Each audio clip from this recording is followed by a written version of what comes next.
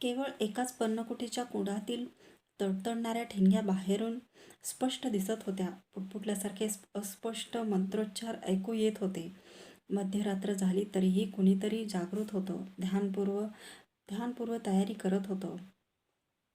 कोण आहे त्या पर्णकुटीत? मी अकृत वर्णाला त्याच्या मागून त्याच्या पर्णकुटीत शिरताना विचारलं.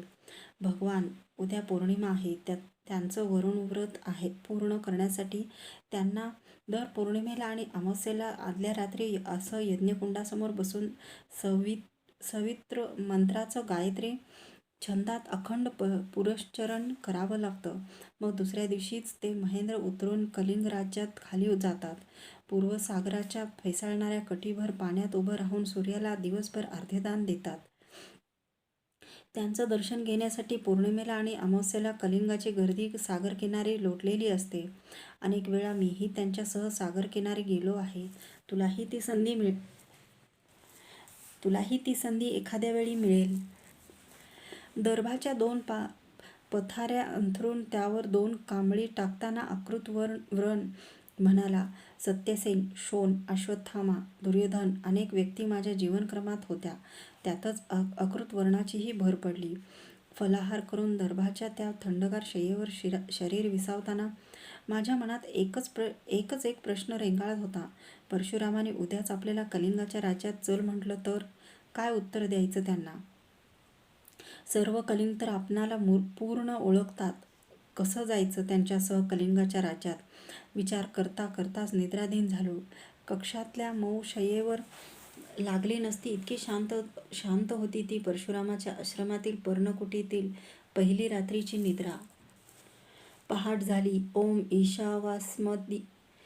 ईशावास्यमिद सर्व शिष्यगणांच्या मुखातून बाहेर पडणाऱ्या प्रार्थनेच्या मधुर आलापांनी मी जागृत झालो. अनहिक आटोपून सर्वांसमवेत परशुरामांच्या पर्णकुटीसमोर ओळीत उभा राहिलो. सूर्योदय झाला आणि गुहेतून आयाळधारी सिंह बाहेर पडावा तसे दाढीधारी परशुराम पर्णकुटीच्या बाहेर आले. त्यांच्या खांद्यावरच्या परशूचं धारदार भव्य पातळ चमकन झळाळलं. दानसत्राच्या आणि दिग्विजयाच्या वेळी तसे मी अनेक ऋषी पाहिले होते. पांडवांच्या राजसूय यज्ञात तर धौम्य, धनंजय, संदीपनी, कण्व, ब्रह्मगार्ग्य यांसारखे महान तपस्वी दिसले होते. कोपिष्ठ म्हणून विख्यात असलेल्या दुर्वासांचीही भेट झाली होती. पण खांद्यावर तळपणारा, परशू टाकणारा, काळ्याभोर दाट दाढीचा एवढा भव्य ऋषी मी आज प्रथमच पाहत होतो. कैलास सोडून जणू दाढी जटाधारी महेशच त्या पर्णकुटीतून बाहेर पडल्याचा भास मला झाला. या महेशानं मस्तकावरची चंद्रकोर काढून ती त्रिशूल दंडात गोवून परशूच्या रूपानं आपल्या बळकट आणि विस्तीर्ण स्कंधावर टाकली होती. नेत्र विश्वाचा भेद करण्याइतके तेजस्वी होते. बरेचसे श्रीकृष्णाच्या नेत्रासारखे दिसत होते. पूर्वसागराकडे जाण्यासाठी म्हणून मंद मंद पदक्षेप टाकीत ते चालू लागले. पुष्पांची ओंजळ त्यांच्या चरणावर अर्पण त्यांचे श्रद्धावान शिष्य धडाधड त्यांच्यापुढं लोटांगण घेऊ लागले. सर्वात शेवटी मी उभा होतो. समोर येताच मी त्यांच्या चरणांना हात लावून त्यांची चरणधुली मस्तकी लावली. अतिशय भाग्याचा वाटला मला तो क्षण व तो स्पर्श. कोण तू? गदेवर गदा आदळावी तसा होता त्यांचा आवाज. मी भार्गव, भृगू कुलातील. माझं अंतर्मन रथाच्या चक्राखाली सापडलेला रक्ताळलेल्या हातासारखं लज्जेने कळवणलं होतं. खोलवरचा कुठला तरी सत्यप्रिय कर्ण कळवळत होता. इथं कशासाठी आलास? ब्रह्मास्त्र शिकण्यासाठी. बराच वेळ आश्चर्ययुक्त नजरेने माझ्याकडं पाहत गुरुदेवाने आपले नेत्र मिटून घेतले. क्षण 2 क्षण जाताच पुन्हा तीव्र नजर रोखत म्हटलं, आश्रमाच्या नियमाचं पालन काटेकोरपणे करावं लागेल. करशील आज्ञा गुरुदेव? ठीक आहे, जा. प्रवासानं मलिन झालेलं वस्त्र स्वच्छ धुवून घेऊन तयार राहा. मी परत येताच आजच्या शुभमुहूर्तावर तुला ब्रह्मास्त्र पूर्वीच्या नमनाचे मंत्र शिकवीन. धीर गंभीर पदक्षेप टाकीत तो विशालदेही जमदग्नी पुत्र आश्रमाबाहेर पडला. तळपणारा परशू परावर्तित किरणांची वलय फेकीत सर्वांच्या दृष्टीआड होऊ लागला. सोबत अकृत वर्णही काही आश्रमबंधूंसह चालू लागला. त्यांच्या पाठमोऱ्या आकृतीकडे पाहताना माझ्या मनात कुठेतरी खोलवर पराभवाची जाणीव सलत असल्याचा मला भास झाला. जीवनात पहिल्या प्रथमच कुठेतरी काहीतरी भयानक चुकत होतं. जीवन जिदम बाणासारखं वाकडं तिकडं चाललेलं आहे असंच वाटू लागलं. दिवसामागून दिवस जात होते. राजवाड्यातील योद्धांचं जीवन अंगवळणी पडलं नव्हतं. एवढ्या लवकर आश्रमातील शिष्य जीवन आता अंगवळणी पडलं. कुणाचीही स्मृती माझ्या मनाला प्रक्षुब्ध करू शकत नव्हती. ब्रह्मास्त्राचे महामंत्र अधिक पाठ झाले. त्याचा परिणाम म्हणूनच की काय, पण मन शांत शांत होत गेलं.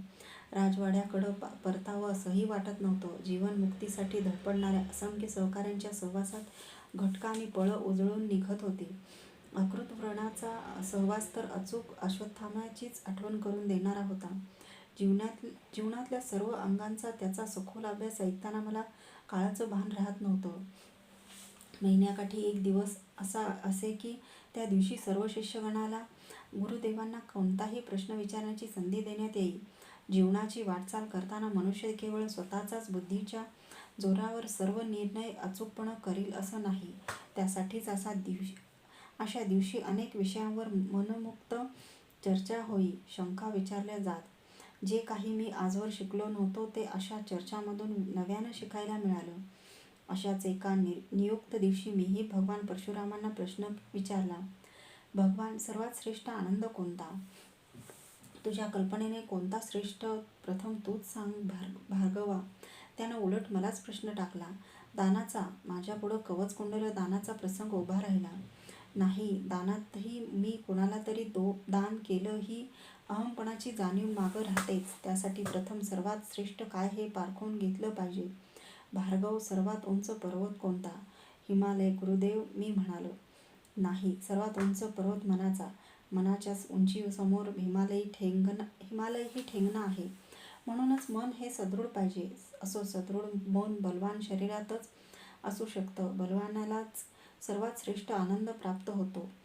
बलहीनाला आनंद नाही, सौख्य नाही, मुक्ती नाही. म्हणूनच आपल्या आश्रमात शस्त्रास्त्रांचंही शिक्षण देण्यात येतं. हे ज्ञान मानवतेच्या संहारासाठी नाही, पण शस्त्रास्त्राचं हे ज्ञान मानवतेच्या उद्धारात अडथळा आणणाऱ्या क्रौर्याचा संहार करण्यासाठी मात्र आवश्यक आहे. तुला मी ब्रह्मस्त्र विद्या शिकवतो आहे, तीही यासाठीच. गुरुदेव, मानवता तरी जगात कशासाठी अस्तित्वात पाहिजे? केवळ कोट्यावधी वर्ष जगण्यासाठी? तसं नसावं. म्हणूनच मला जीवनातला सर्वश्रेष्ठ अंतिम आनंद कोणता हे जाणून घ्यायचं आहे. आपण म्हणता तो मनाचा आनंद अंतिम आहे काय? नाही, त्याहीपेक्षा श्रेष्ठ असा आनंद आहे. तो अंतिमच नव्हे तर अखंडही आनंद आहे. तो आनंद मनाच्या वेष्टनात अवगंठून बसलेल्या आत्म्याचा आहे. आपण कोण आहोत? या विश्वात का आलो? कुठं जाणार? हे चराचर विश्व कुठल्या सूत्रात गुंफलं आहे?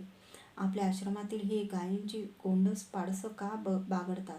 एक दिवसाचं ज्याचं जीवन आहे ती फुलपाखरांनी फलही वेलीच्या डहाळीवर वायुलहरीबरोबर हसत हसत का डोलतात? मेघ का गरजतात? वारे कशामुळे वाहतात? पाऊस कुणामुळे पडतो? सगळ्या विश्वाचा कणनकण चैतन्याची प्रवनगीत गात अविरतपणा कसा काय गतिमान राहू शकतो?